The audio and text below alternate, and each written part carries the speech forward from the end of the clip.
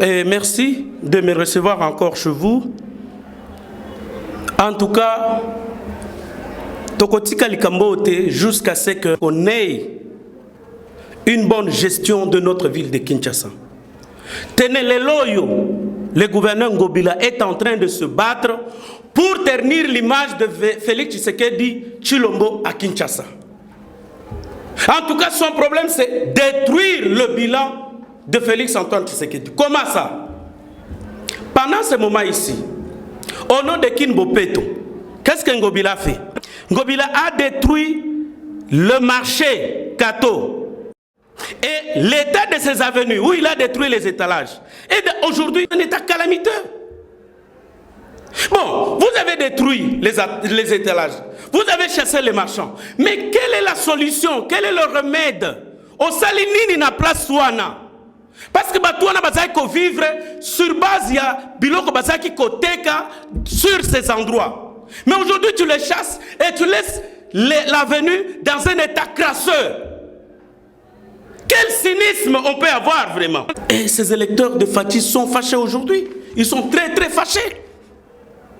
Au niveau du marché central, violation de la procédure. Comment un gouverneur peut-il se permettre, n'est-ce pas, de sanctionner les syndicalistes qui ne sont pas susceptibles de sanctions administratives?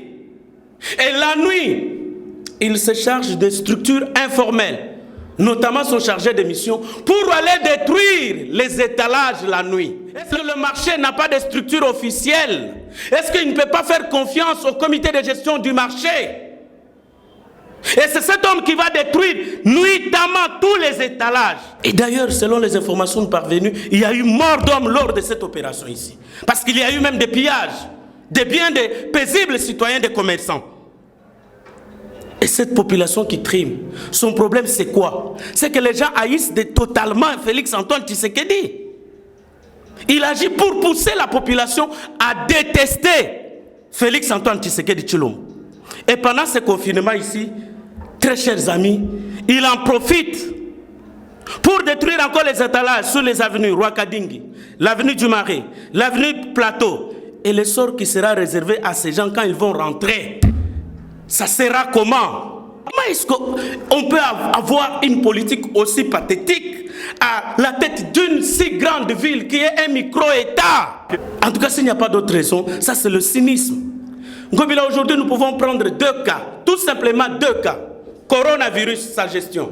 Le bilan est catastrophique. Il a laissé les gens sortir de leur maison en annonçant son confinement. Et ces gens qui ont été contaminés, on est parti de 20 personnes. Lorsqu'il avait annoncé ce confinement, aujourd'hui, on est à plus de 300. Et qui devra répondre de ça? La gestion de la commune d'Engalema, la commune présidentielle. Ngobila est incapable de remettre l'ordre ou des individus, parce que la force n'est reconnue qu'à une seule personne, c'est l'État. Mais il ne sait pas gérer. Pendant plus de 3 mois, la commune reste fermée. Ça, c'est quelle gestion? En tout cas, la ville de Kinshasa ne mérite pas ses gouverneurs. PPRD, êtes-vous fiers d'avoir un gouverneur qui gère la ville par tâtonnement et avec amateurisme? Il n'y a qu'une seule intelligence au niveau du PPRD, du FCC pour diriger la ville de Kinshasa. Ngobila doit dégager. Et d'ailleurs, selon les informations en notre possession, il n'a même pas un diplôme d'État. Nous y reviendrons.